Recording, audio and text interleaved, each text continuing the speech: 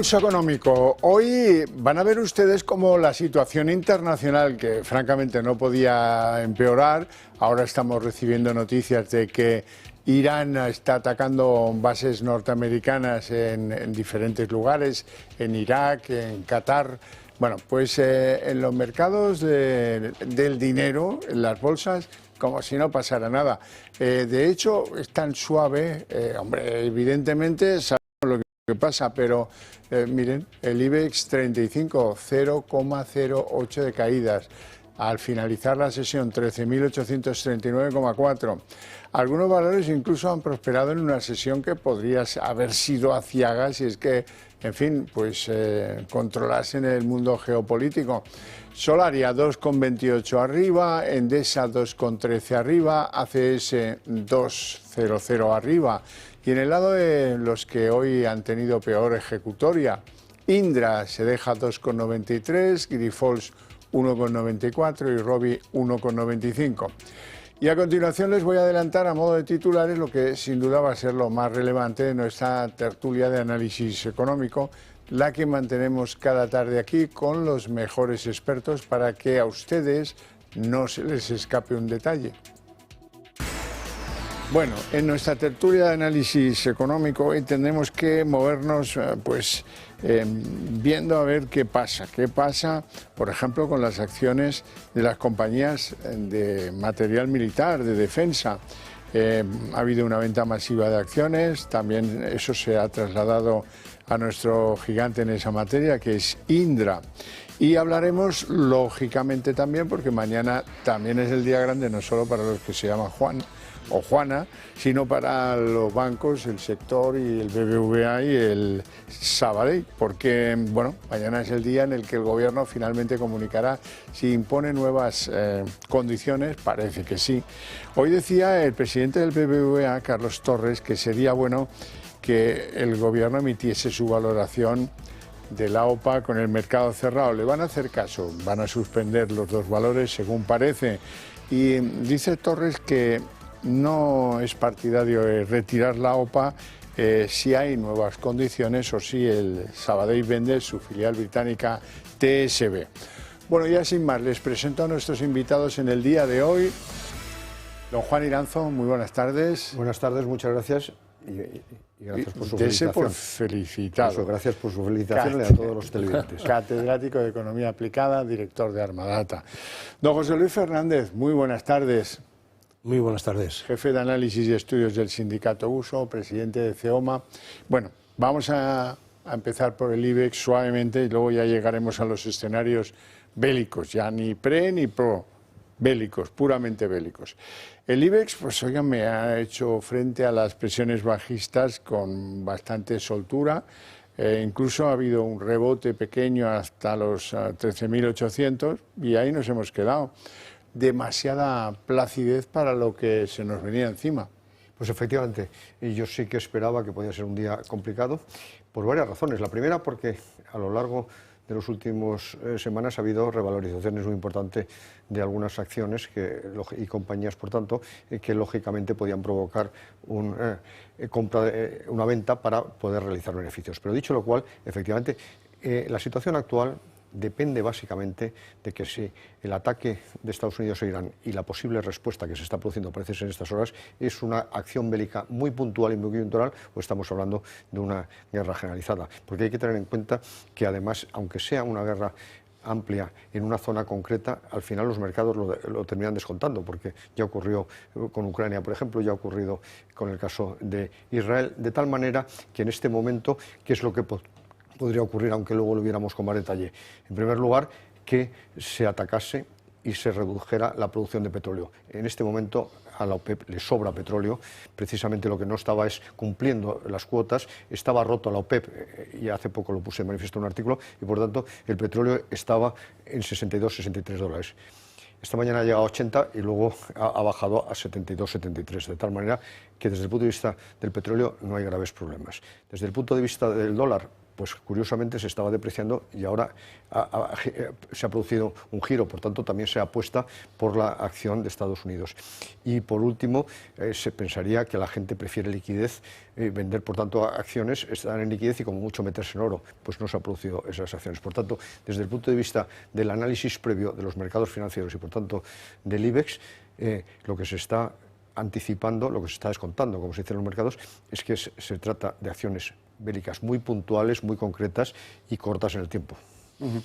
No, José Luis. Yo creo que de momento es así, los mercados han reaccionado con mucha tranquilidad, ¿no? Se han quedado prácticamente como estaban, es decir, sin grandes subidas ni bajadas, ¿no? Más allá de algún valor puntual que puede haber tenido una situación de ese tipo. Yo creo que el tema de fondo es que hay una cierta incertidumbre si esto se va a generalizar, si el conflicto se va a extender más allá de tirarse, coloquialmente hablando, ¿no? Unos petarditos, que son gordos, cuando digo petardito lo digo, entre Estados Unidos e Irán y atacar, porque yo creo que esto, salvando las distancias, ¿no? Me recuerda un poco lo de Gila, ¿no? ¿Es el enemigo? Pues que vamos, ¿no? Es decir, entonces, este tipo de situaciones a mí me preocuparía que Irán hiciese algún atentado potente en Estados Unidos, que sería lo realmente complicado. Ese tipo de situaciones son las que alarmarían a la población estadounidense. Mientras que sean en sitios lejanos, más allá que también sean ciudadanos norteamericanos, bueno, la distancia enfría. Y por tanto, yo creo que aquí el riesgo de un conflicto generalizado de momento está parado. Sería preocupante que Pakistán entrase y consecuentemente eso entrase en la India, y eso llevaría a algunos países que tienen armamento nuclear a ponerlo sobre el tablero y la cosa podría ser muy, muy preocupante. Pero de momento yo creo que tranquilidad, buenos alimentos, y el señor Trump, dentro de su subir y luego bajar y no se sabe, también es bastante predecible, ¿eh? Yo creo que todo el mundo predecía que iba a tirar eso, porque todo el tema era decir, bueno, no quiero una tregua, quiero finalizar el conflicto, y él piensa que si consigue de alguna manera frenar todo lo que es la carga armamentística nuclear de Irán, la cosa se puede acabar. Es que ese es el asunto fundamental, que Irán no estaba cumpliendo precisamente los acuerdos de no proliferación de armamento nuclear. Ese es el asunto. Sí, estaba localizado, no centrales nucleares, porque Irán solo tiene una central nuclear, sino centrales de enriquecimiento de uranio, es decir, aumentar el nivel de enriquecimiento y de producción incluso de plutonio en la central que tienen para fabricar armamento nuclear. Ese era el asunto fundamental.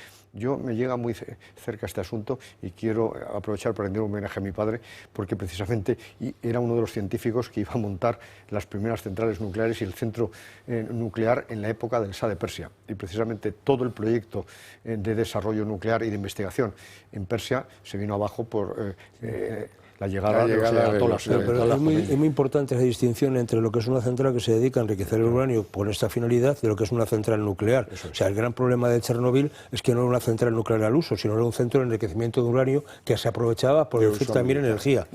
Por tanto, las medidas de seguridad y el riesgo para la población son muy distintos. Bueno, sí, señor. Vamos con los escenarios, porque los mercados de momento se han quedado con un escenario de reacción discreta. Vamos a ver si con este ataque a 2 bases militares estadounidenses la cosa se queda ahí. El petróleo, pues tampoco, sí, habrá que mirar con el rabillo del ojo esto del estrecho de Hormuz, pero vamos a ver, cuidado, porque el escenario menos positivo nos podría traer a todos los países occidentales inflación, falta de suministro, un ataque al comercio internacional gravísimo, nos podrían llegar a faltar algunas materias, y eso es un escenario que no se puede, hoy por hoy no se puede descartar. Lo que pasó con Irán después del último ataque, que parece que avisaron hasta los israelíes, no tiene por qué pasar siempre, ¿no? Bueno, yo creo que lo que hay es que analizar las posibilidades que tienen los diferentes escenarios. Y usted está planteando el escenario más pesimista, que pasaría por destrucción de pozos de petróleo, por tanto, por contracción de la oferta de petróleo y consecuentemente un encarecimiento muy importante del precio.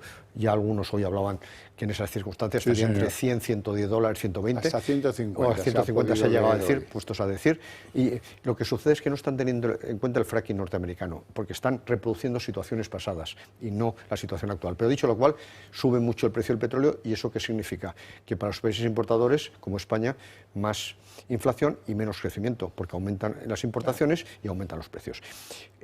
El siguiente escenario, que además se cerrase el estrecho de Hormuz. Eso nuevamente significaría una contención adicional de la oferta de petróleo, porque por allí pasa del orden del 20-25%, un encarecimiento del transporte de petróleo y un encarecimiento del transporte de todas las mercancías, porque habría que dar una vuelta importante, con lo que los fletes se encarecerían enormemente y la seguridad marítima, por tanto también los seguros, como en algunas ocasiones ha ocurrido recientemente. Eso que podría provocar también estrangulamiento en cadenas de producción y por tanto una caída de la producción que nos llevaría incluso a una recesión. El peor de los escenarios, evidentemente, es de la estaflación, de la que tanto hemos hablado aquí. Don José Luis. Bueno, yo en esos escenarios yo no tengo claro que les vaya a interesar bloquear al 100% el estrecho, claro, ¿no? Claro. Porque también es una bomba de relojería contra ellos mismos, porque se autobloquean. Claro, o sea que al final ese tipo de situación. Yo creo que ya no tenemos la dependencia que había antes respecto del petróleo iraní. Es decir, porque ahora mismo Estados Unidos, más allá del tema del fracking, que está sacando y con estos precios le viene bien porque es competitivo, es decir, que a partir de ahí funciona, está el tema de Venezuela, donde Estados Unidos últimamente tiene, bueno, digamos, no tiene malas relaciones, vamos a dejarlo así, con Venezuela, ¿no? Y luego está el tema de Rusia, que sigue teniendo su flota fantasma, donde a través de India u otros terceros países salva los bloqueos y está colocando crudo en el mercado. Bueno, yo creo que este tipo de situaciones hace que no haya tanta dependencia y, por lo tanto, que el precio del petróleo no se vaya a disparar, porque además Arabia Saudí lleva una temporada produciendo por encima, es decir, ha empezado a producir más precisamente para compensar. Entonces, me parece que este tipo de situaciones no van a ser tan graves. Ojalá que eso sea así, porque lo que está claro es que se produce el estrangulamiento, el precio del petróleo se encarece, el precio de las materias primas en definitiva se encarecen y bienes y servicios que no llegan, de alguna manera se estrangulan las cadenas de producción y eso va a producir una inflación brutal, ¿no? Con menor crecimiento, pues, como bien decía don Juan, esta inflación al canto. Pues eso es un escenario. Por supuesto. No deseable, pero como el optimista, hay que señalar, del optimista ya oirán hablar mucho. Sería un cisne negro, como lo estamos denominando, es decir, una situación no previsible a priori, pero que puede generar gravísimos problemas. Un cisne muy grande, negro. Muy negro. Bueno, vamos a Europa. En Europa, los PMIs hoy resulta que en la eurozona demuestran algo obvio. Estamos estancados. Alemania bastante mejor ya que Francia. Y sabemos que el Banco Central Europeo no va a mover ficha este verano. José Luis. Bueno, yo creo que no va a mover ficha, pero en septiembre la moverá seguramente, ¿no? Es decir, si se mantiene el término, si la inflación se mantiene en torno del 2%, como está en la zona euro, el Banco Central Europeo va a bajar tipos, sí o sí, porque al final es de alguna manera lo que está previsto y son las reglas de juego, ¿no? Es decir, que yo creo, y a Alemania, que tiene algún peso importante, le vendría muy bien una mayor inyección de liquidez y una bajada de tipos, porque está recuperándose. Es la eterna recesión que nunca acaba de entrar, siempre acaba salvando los muebles y ahora parece que un poquito mejor les va. Francia es un problema, Italia hay que ver, ¿no? Porque parece que la cosa le va mejor, pero tiene un nivel de deuda muy importante, ¿no? Por encima incluso de la española, aunque aquí andamos. Entonces, yo creo que el Banco Central Europeo de momento no va a hacer nada, se va a tomar un verano, digamos, de descanso, pero en septiembre bajará tipos, seguro. El PMI, en este caso manufacturas, lo que indica son las expectativas en cuanto a la producción industrial, por tanto, expectativas. Y en este sentido, si están por debajo de 50, se considera que las expectativas son contractivas, es decir, una situación negativa, y por encima positivo. Cuanto más por encima de 50, más positivo. Y en este sentido, lo que se ha producido es un dato malo que ya se venía registrando en el mes anterior. En el mes de junio se ha producido un PMI de 49,4, que se esperaba que mejorase un poquito respecto al mes anterior. Por tanto, es negativo y lo que se está anticipando es contracción. ¿Qué es lo que ocurre en definitiva en Europa? Y lo llevamos diciendo aquí durante mucho tiempo. Que no somos competitivos. No somos competitivos porque establecemos infinidad de restricciones medioambientales a la producción y, por tanto, eso incrementa los costes, porque intervenimos enormemente los mercados y, por tanto, vamos en contra de la eficiencia de los mercados y porque tenemos un sistema fiscal que lo que hace también es encarecer enormemente cualquier proceso productivo, con unas energías que tampoco son las más baratas.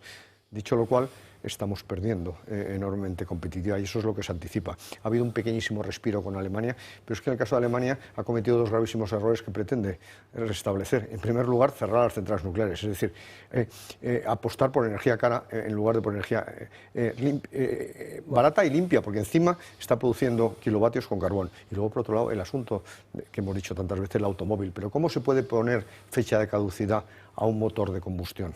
como ha ocurrido en Europa. Eso es inaudito. Un disparo en el pie. Todavía hay que aguantar, a los alemanes se siguen pegando y alguna cosa tendrá que hacer con su gran industria, ¿no? Pero también, ojo, que ese mismo nos afecta a España, que es nuestro principal o la segunda fuente de exportación, el mercado del automóvil. Yo creo que este tema, en cualquier caso, fijaros, es decir, a mí, ¿qué me preocupa de todo este asunto? Es decir, que es verdad que los PMI de alguna manera anticipan, pero el problema de fondo sigue siendo, decir, Europa no puede renunciar a alguna regulación en el sistema, ¿no? Sobre todo aquello que tiene que ver con la calidad y con la seguridad de las personas, cosa que con eso no lo vas a tener con los países que estamos combatiendo. Lo que pasa aquí, lo que yo digo es que hay cinismo. O sea, lo que tú exiges en el interno de la zona euro, no se lo exiges a aquel que le compras.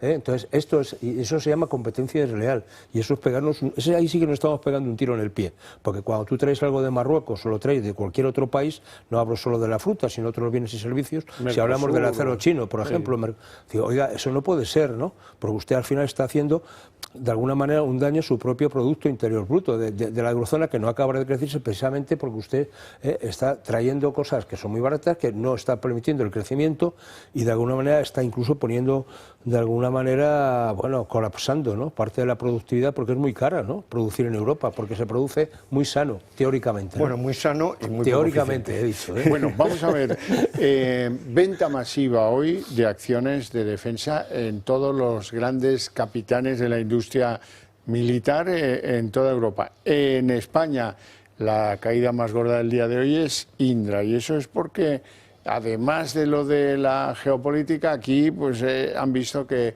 esa especie de acuerdo con la OTAN de comprar apenas el 2% y mirándolo con poco detenimiento, pues eso afecta a las expectativas creadas sobre Indra. Bueno, pues en primer lugar, efectivamente, ayer por la tarde nuestro presidente del Gobierno nos anunciaba que había llegado a un acuerdo extraordinario y que se iba a producir una exclusión extraordinaria, particular para España, del cumplimiento de los objetivos de gasto público en relación al PIB en el asunto de la OTAN. El secretario general acaba de decir hace un rato, desmentir absolutamente ese acuerdo.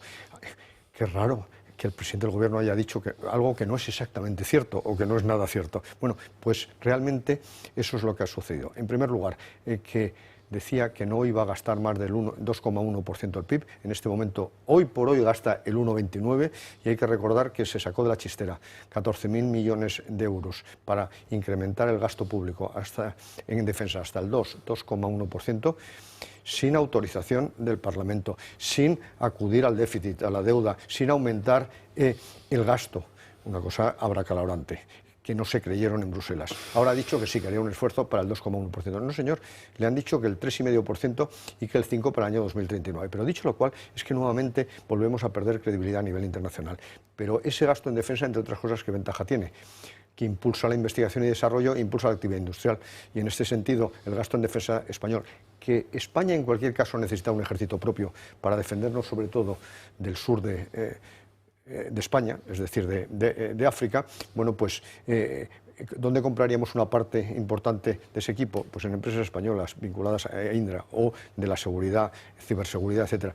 Por tanto, se espera que si no va a haber un incremento del gasto, que es lo que la gente piensa, que diga lo que diga, no va a haber un incremento de verdad significativo del gasto en defensa, no va a haber rearme, pues las industrias de defensa españolas, que habían subido además mucho como consecuencia de las expectativas que se habían creado, pues ahora están en una situación complicada. Bueno, lo que pasa es que no, como se dice el refrán, ¿no?, que no hay peor mentira que una verdad a medias, y lo que hombre juega habitualmente con ese tipo de situaciones. Yo ayer lo que pensaba cuando me llegó alguna noticia de estas al móvil, de que rueda de prensa en Moncloa, te dije, ya está, va a anunciar que se va, o una cosa de este tipo, ¿no? Claro, cuando vi lo me entró la risa, ¿no? Primero porque no hablo de tiempos. No hablo en ningún momento de plazos, ¿no? Y lo que están hablando es que ese 5% es hasta el año 2035 y que en el 2029 hay una revisión de esa situación.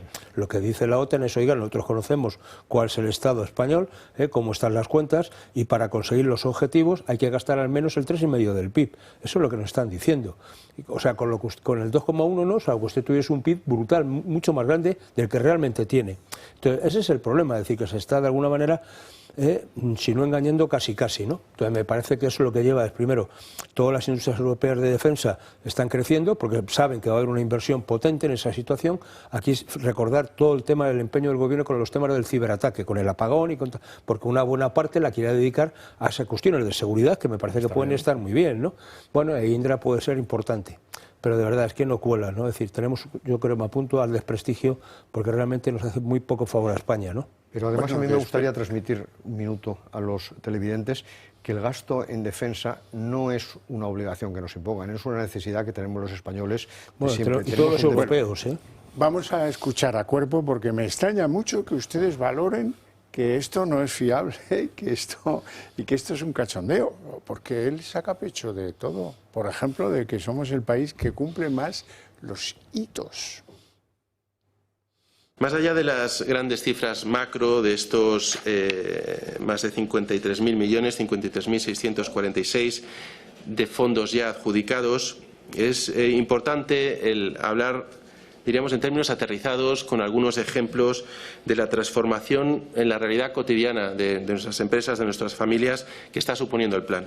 Son simplemente algunos ejemplos, pero yo creo que cubren bien todo el espectro, el amplio espectro de proyectos y de dimensiones transformadoras de nuestra economía, de nuestro país, que está suponiendo o que está fomentando y que está consiguiendo el plan de recuperación. Emocionado. Estoy emocionado como español y viendo lo bien que lo hacemos. Bueno, pues las noticias que yo tengo difieren enormemente de esa situación. En primer lugar, dijimos a Europa que no sabíamos a dónde habían ido los fondos, una parte fundamental de esos fondos, y que el Tribunal de Cuentas no lo podía asegurar, cosa que ya es sorprendente. En segundo lugar, parece ser que también nos han llamado la atención porque el 25% de esos fondos han ido a gasto corriente del sector público, que tampoco era el objetivo. Y en tercer lugar, porque parece que solo se ha dispuesto del orden del 40% de esos fondos. Y solo el 25%, el 40%, parece que ha ido a la estructura productiva, al tejido productivo. Por tanto, como mucho estamos hablando de 10.000, 12.000 millones de euros. De tal manera que estamos desperdiciando una gran oportunidad, pero precisamente aquí lo que se pone de manifiesto es la ineficacia que tiene el Gobierno también para gastar bien. Bueno, sobre todo saber para gastar bien dónde hay que gastar estratégicamente y no hacer apaños con ellos desde el punto de vista de autofinanciarse, que es lo que ha hecho a través del gasto público, ¿no? Sí, yo creo que aquí hay dos cuestiones que son básicas. Es decir, hay que recordar el presidente del Gobierno hablando en números redondos de los 145.000 millones, ¿no? Es decir, una parte era a fondo perdido, otra parte préstamos. Oiga, si no hemos gastado 50 y tantos mil, hemos gastado teóricamente de la primera parte de esa partida global, no ha llegado al 40%, es decir, teóricamente de los fondos que teníamos asignados. Y de eso lo que nos está contando es alguna materialización de los mismos, ni siquiera de esos 40 y tantos mil. Oiga, no cuente usted películas, ¿no? Porque cuando va y dice, oiga, del kit digital, es que ni siquiera se ha adjudicado a las pymes. Claro. Entonces, empiezas a ver también cosas, dices, oiga, ¿y aquí dónde ha ido a parar el dinero?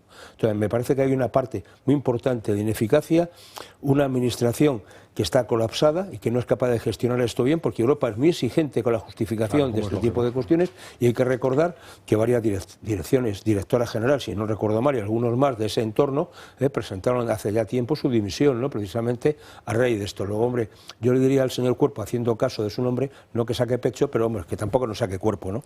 Mañana lo va a sacar, ya verás cómo la OPA se correrá peligro de frustrarse, ¿no? Hacemos quinielas rápidamente. Yo creo que lo que se va es a entorpecer la OPA, y que conste que yo como accionista del Sabadell estoy en contra, pero a través del libre mercado y la libre decisión de los propietarios entre los que me encuentro. Yo no lo tengo claro, pero sí que van a poner, pero yo creo que no, el Gobierno no puede endurecer más las condiciones que haya puesto la Comisión Nacional del Mercado de Valores y la Competencia, es decir, no puede ni debe hacerlo, ¿no? A partir de aquí, oiga, yo si fuese el BBVA, a mí no me gusta esto de las grandes aglomeraciones y conglomerados bancarios a priori. Me gustaría más que fuese en el ámbito europeo, de la Unión Europea. Pero a partir de ahí, oiga, eso no tiene mucho sentido que sea así, ¿no? Bueno, no tengo tiempo para más, lo dejamos aquí, eso sí, con mi agradecimiento a estos dos señores por su presencia en el programa y por sus opiniones todavía más, y a ustedes por su paciencia e interés, pero para ustedes tengo premio a la vuelta de publicidad, la redacción abierta.